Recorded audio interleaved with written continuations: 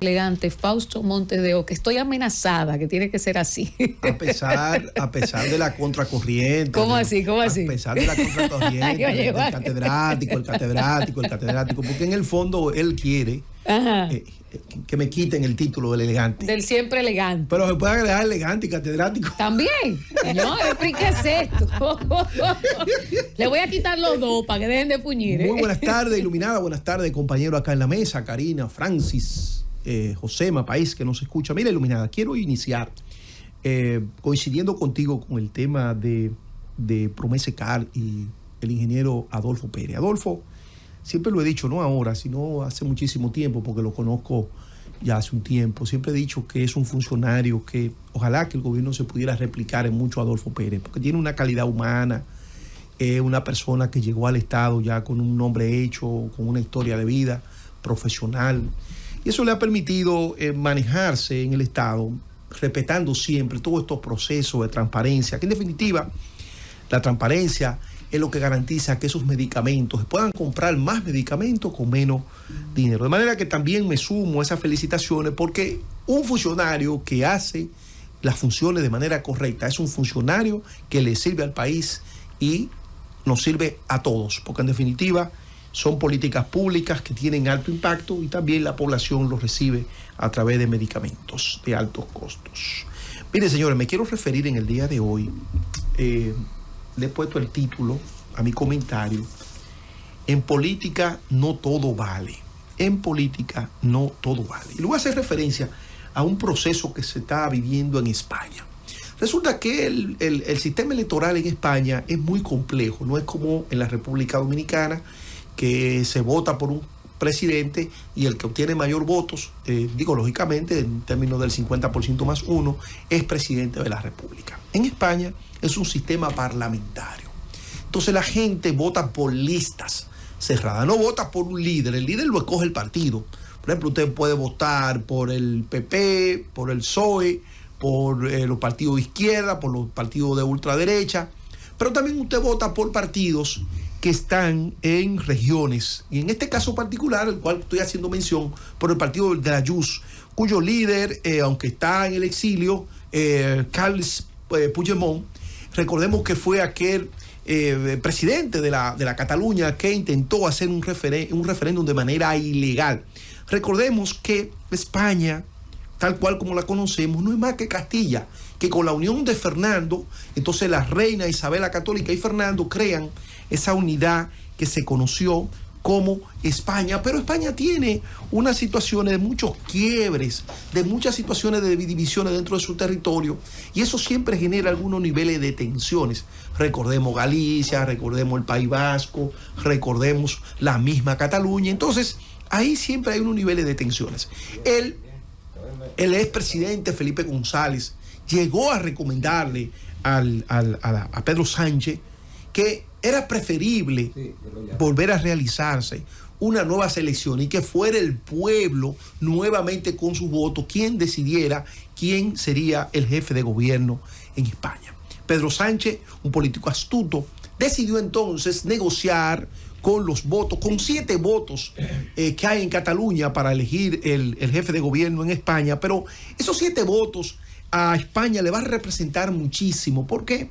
Porque dentro de la negociación, paradójicamente, dentro de la negociación se piden cosas que en cierto modo va a debilitar el Estado de Derecho y la integridad de España como Estado-nación. Y esto entonces ha generado una situación y unas tensiones, porque usted no puede bajo ninguna circunstancia lograr, primero recordar que Pedro Sánchez o el partido de Pedro Sánchez no fue el más votado. El más votado fue el Partido Popular.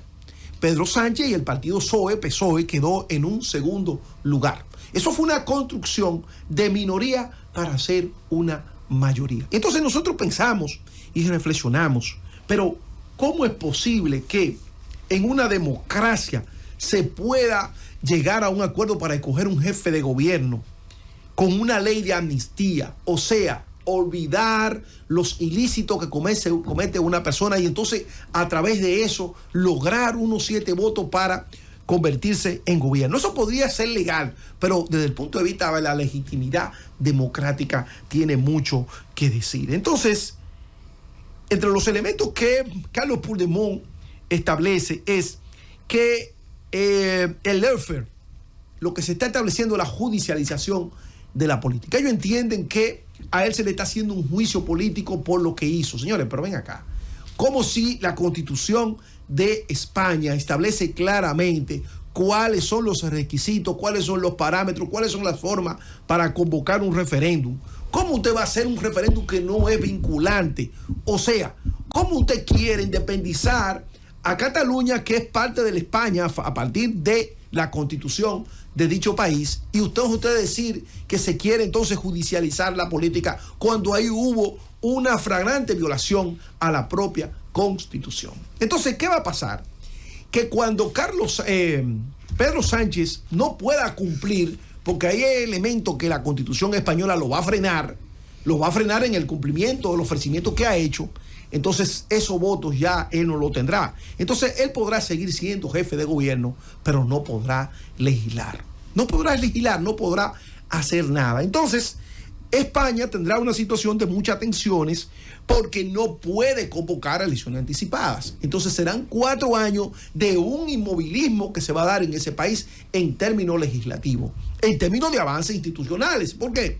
Porque usted no va a contar en el Parlamento con los votos necesarios para poder llevar a cabo reformas necesarias para adecuar a ese país, siempre vamos a decir que esté conforme a la realidad social del momento. Usted no podrá hacerlo, ¿por qué? Porque usted no contará con los votos. Entonces uno se pregunta, en política no se puede hacer todo.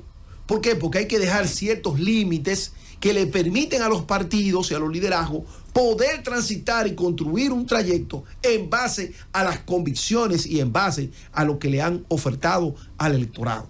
Mucha gente en España se cuestiona, pero Pedro Sánchez le ofreció eso a sus votantes, fue parte de su agenda política. Y uno entonces trae eso que acontece en España, y quiero conectar esto con el comentario de nuestro compañero Juan Reyes, y lo voy a hacer desde otra vertiente, de otra lectura, lógicamente.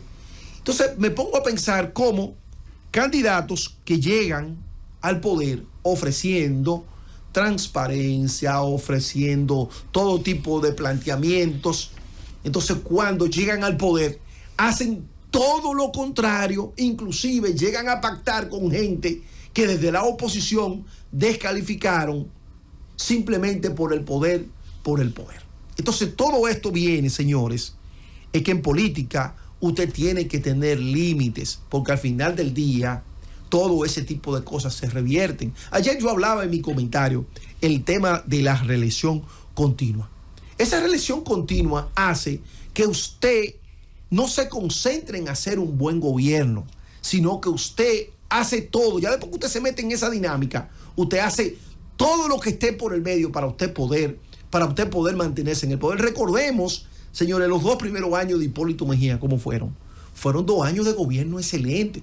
Inclusive la gente lo valora. El problema de Hipólito fue en los segundos 2 años que trató de imponer o de buscar una reelección. Recordemos el gobierno de Danilo Medina del 12.